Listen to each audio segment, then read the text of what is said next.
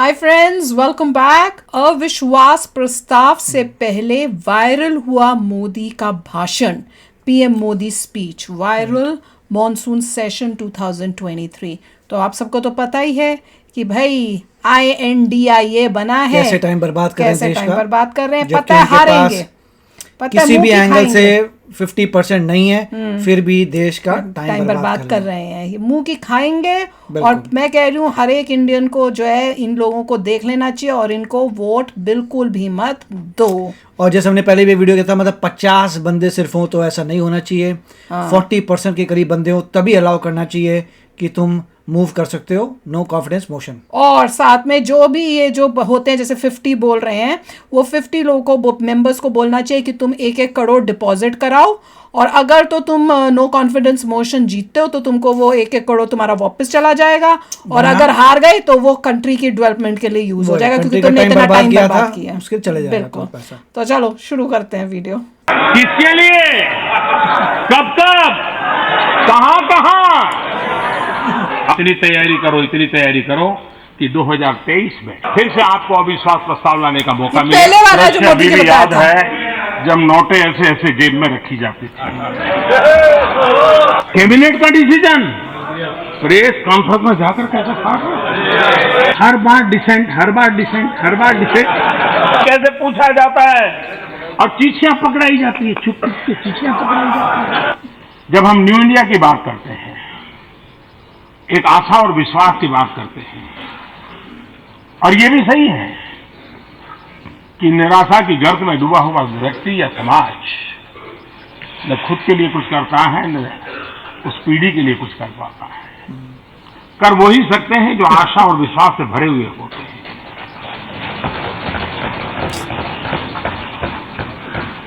रोना रोते वालों को 5-10 लोग अगल बगल के आश्वासन देने के लिए मिल जाएंगे, लेकिन परिवर्तन का संकल्प करने वाले लोग उनके पास फटकते नहीं है कभी। और जब मैं न्यू इंडिया की बात करता हूं तो मैं स्वामी विवेकानंद जी की बात को उद्बोध करना चाहूंगा। स्वामी विवेकानंद जी ने कहा, एसी नहीं है क्या रूम में? पुराना था तो नया आ जाएगा, ये पुराना चक्कर था। हद्दी है।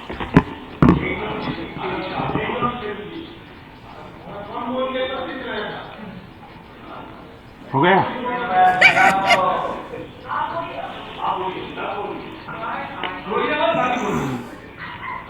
ये 2019 हम जब इतिहास की बात करते हैं तो 2 पीरियड की चर्चा करते हैं, BC एंड AD।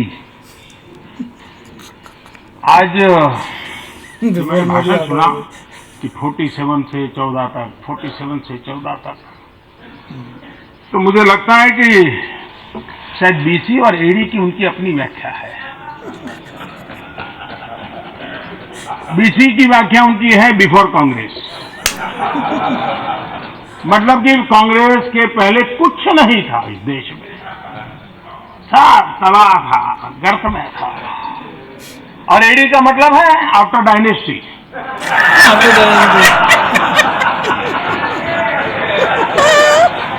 यानी जो कुछ भी हुआ आफ्टर डायनेस्टी में हुआ। वो उन्हीं के बाद हुआ। लेकिन आखिर के किसी काम को कंपैरेटिव देखना ही पड़ता है, और वो बुरा है ऐसा मानने का कोई कारण नहीं। हमने इतना विचलित क्यों होना चाहिए? विपक्ष में है, विरोध करना जरूरी है, विरोध करना चाहिए, मोदी की आलोचना करनी चाहिए, हमारी नीतियों की आलोचना करनी चाहिए, अच्छी बात है, लोकतंत्र में बहुत जरूरी भी है। लेकिन मैं देख रहा हूं कि हम मोदी की आलोचना करते करते, बीजेपी की आलोचना करते करते देश की बुराई करने में लग जाते हैं। इससे हम में से किसी को भी गलती से भी देश की बुराई हो ऐसी बातें नहीं करनी चाहिए। बहुत सी बातें हैं, लंदन में जाकर के प्रेस कॉन्फ्रेंस कर करके देश की क्या इज्जत बढ़ा रहे हो, झूठी प्रेस कॉन्फ्रेंस करके। ये अब भी बोले क्या? मुझे पूछ रहे हो, नहीं आज मुझे पूछ रहे हो कि क्या कौन कुछ नहीं कहा। अच्छा है मैं अपनी मर्यादा में रहूं, वही ज्यादा अच्छा है। हमारे खड़गे जी बता रहे थे यही गए थे ना नो अभी करने के लिए, नो कॉन्फिडेंस। कि मोदी जी जो बाहर पब्लिक में बोलते हैं, राष्ट्रपति जी ने वही बात सदन में भी कही। मतलब ये सिद्ध हो गया कि सच बोलने वालों को बाहर दूसरा बोलना, अंदर अलग बोलना था नहीं।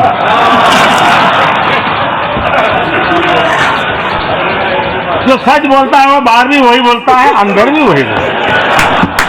तो मैं आपका बहुत आभारी हूँ कि आपने इस बात को रजिस्टर किया। मोदी बजा रहे हैं कि हम सच बोलते हैं, पब्लिक मीटिंग में भी सच बोलते हैं, जनसभा में भी सच बोलते हैं, लोकसभा में भी सच बोलते हैं, और प्रधानमंत्री भी सच बोलता है, राष्ट्रपति जी सच बोलते हैं।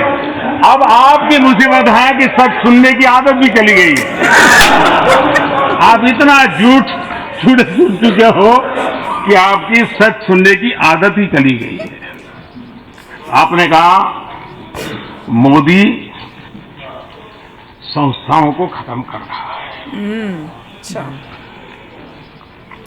बर्बाद कर रहा है। हमारे यहाँ एक कहावत है, उल्टा चोर चौकीदार को डांटे। ये किसी ने, हमने, मेरे को तो याद नहीं देखा। चौकीदार को डांटे। मंत्रिमंडल के निर्णय, कैबिनेट का डिसीजन प्रेस कॉन्फ्रेंस में जाकर कैसे काट रहे?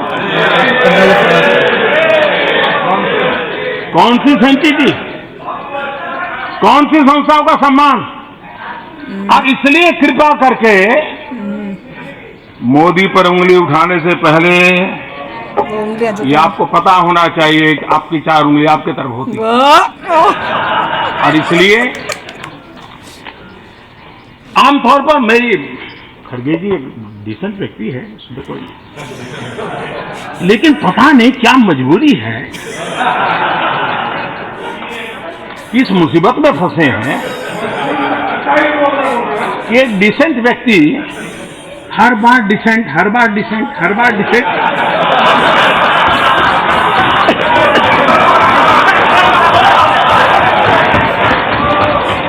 आज हमारे खड़गे साहब ने शेर शायरी का मिजाज था उनका,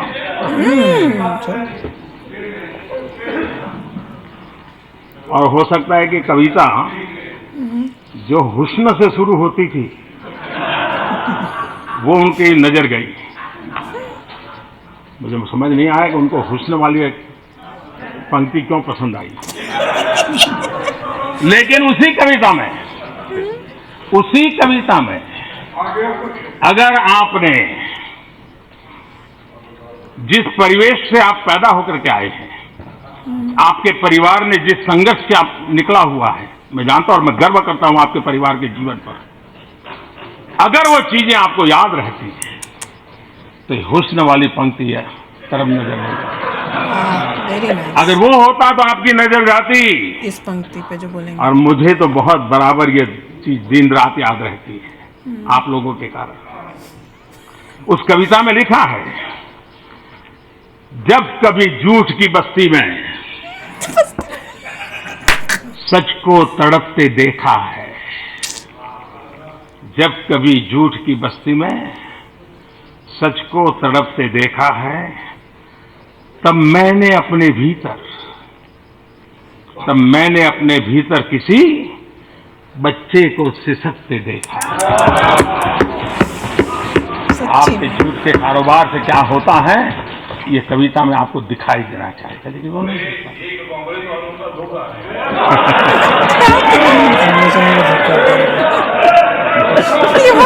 वही वाले वो जो कविता बोलते हैं, क्या नाम उनका? उसी कविता में, तो वही आवाज उसी कविता में आगे लिखा है, अगर संवेदना नाम की चीज बची होती, लेकिन सत्ता के गलियारों में रहने के कारण शायद वो छूट गया होगा। अगर वो बचा होता तो उसकी आगे की पंक्ति आपको जरूर दिल को छू जाती। आगे की पंक्ति है, अपने घर की 4 दीवारी में, अपने घर की 4 दीवारी में अब लिहाफ में भी सिहरन होती है। क्या होती है? अपने घर की चार दीवारों में अब लिहाफ में भी सिहरन होती है। जिस दिन से किसी को गुर्बत में, जिस दिन से किसी को गुर्बत में सड़कों पर ठिठुरते देखा, इसके लिए संवेदना होती है, दर्द होता है, तब जाकर के बात बनती है जी। जो भाग गए हैं, जो भाग गए हैं, भाग गए। वो ट्विटर पर रो रहे हैं कि मैं तो 9,000 करोड़ लेके निकला था, लेकिन मोदी ने 13,000 करोड़ रुपया मेरा जब्त कर लिया। वो रो रहे हैं, ट्विटर कर रहे हैं और बोले मैं सुबह उठता हूं तो पता चलता है कि मेरी आज ये संपत्ति का पता चल गया, वो भी जब्त हो गई। दुनिया के किसी देश में संपत्ति है, वो भी जब्त हो गई। ये कानून हमने बनाए, ये कानून हमने बनाया। लूटने वालों को आपने लूटने दिया, हमने कानून बना करके उनको वापस लाने की कोशिश की। हाँ, तुम अध्यक्ष लूटने दे रहे महोदया, थे, खुद भी लूट रहे थे और उनको भी लूटने दे रहे थे। तुम्हें तो पूरी जिंदगी नीचे बिठाया रखा। मुझे लगता है हमारे कांग्रेस के मित्रों ने कुछ काम आउटसोर्स कर दिए हैं।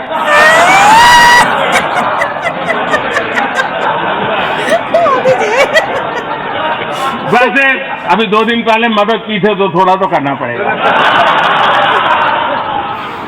ये झूठ भी इतने कॉन्फिडेंस से क्या बोलते हैं, ये झूठ भी इतने कॉन्फिडेंस से क्या बोलते हैं, ये मैं सोचता था। तो जब मैं डिटेल देखने लगा तो मुझे पता चला कि वो ये मान के चले हैं कि पिछले 55 साल में सत्ता भोग के काल में एक भी रक्षा सौदा बिना दलाली हुआ ही नहीं। कहां से कोई चाचा, कोई मामा,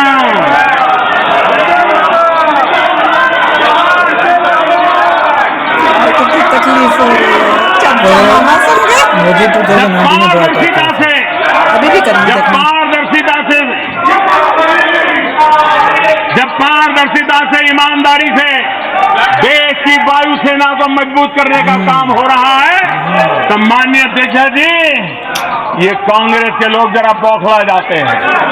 सच उनको सुनने की आदत रही नहीं है और अब परेशानी है, चेहरे उतरे हुए हैं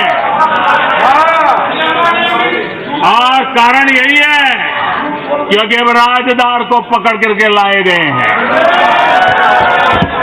एक नहीं, 2 नहीं, 3 राजदार।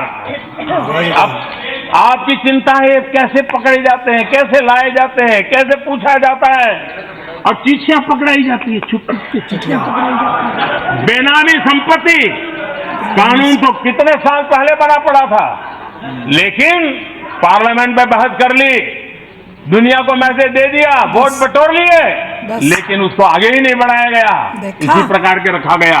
हमने आकर के कानून किया और बेनामी संपत्तियां जब्त हो रही है, उसी के कारण लोग परेशान हैं और प्रॉपर्टी निकल रही है।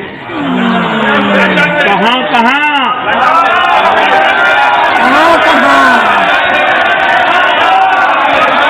अब समझे क्यों आ रहे हैं भागे भागे सब इकट्ठे वो हुए हैं। चीजें वो पैसा बंद हो रहा है।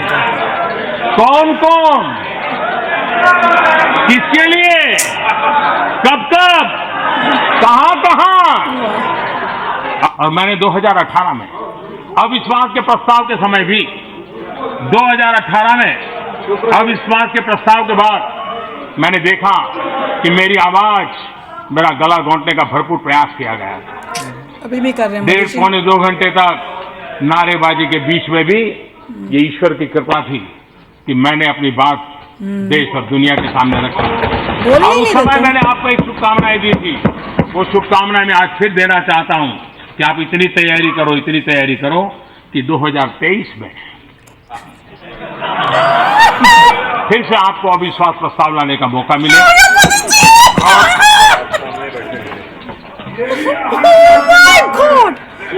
ये समर्पण भाव है, ये समर्पण भाव है। अहंकार का परिणाम है 400 से 40 हो गए, अहंकार का परिणाम है 400 से 40 हो गए, और सेवा भाव का परिणाम है कि 2 से यहां आकर के बैठ गए, 2 से निकल करके आके बैठ गए। आप कहां से कहां पहुंच गए। अरे मिलावटी दुनिया पे जीना पड़ रहा है। आप कोई लंबी बात करोगे तो शोभा नहीं देगी। वाओ, बहुत ही धमाकेदार था। सच बोला, इतना सर। मुझे तो ऐसे लग रहा है कि सरस्वती माँ जो है ना, वो उस टाइम बैठ के उनको बोली 2019 में मोदी जी ने कहा था 2023 में तुम करोगे। वो ही तब देख तक लो। होप ये है कि तुम अच्छे कार्य करोगे, इसमें दम हो, मगर अभी तक उनमें दम नहीं है। नहीं, वो कह रहे थे कि और अभी और तैयारियां कर लो, क्योंकि कुछ नहीं जीतना कर तो पाओगे। अभी तो तुम हारोगे नो कॉन्फिडेंस में। बिल्कुल। और तुम जिस तरह के हो, तुमने बाज तो आना नहीं है। तुमने फिर यही तमाशे करने जो अभी कर रहे हो 2019-18 में। अब तुम प्रैक्टिस अभी से शुरू हो जाओ, क्योंकि 2023 में तुमने फिर यही करना है, क्योंकि 2024 में इलेक्शन होंगे। मोदी जी ने पहले से ही देख लिया था कि फ्यूचर में ये क्या करेंगे, और देख लो वही सामने आ रहा है। उन्होंने यही काम किया है।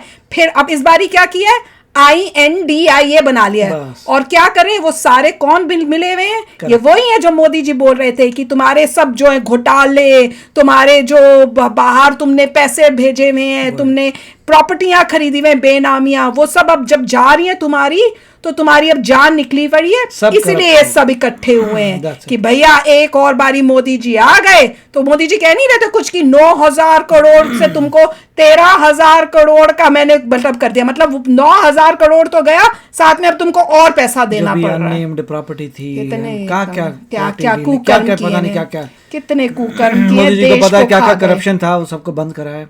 वही तो कह रहे हैं। It is amazing. अब मैं तो यही कहूंगा, जो हमने पहले भी कहा था कि 50% अगर चाहिए तो 40% लोग ऑलरेडी होने चाहिए जो साइन करें, तभी नो कॉन्फिडेंस मोशन होना चाहिए।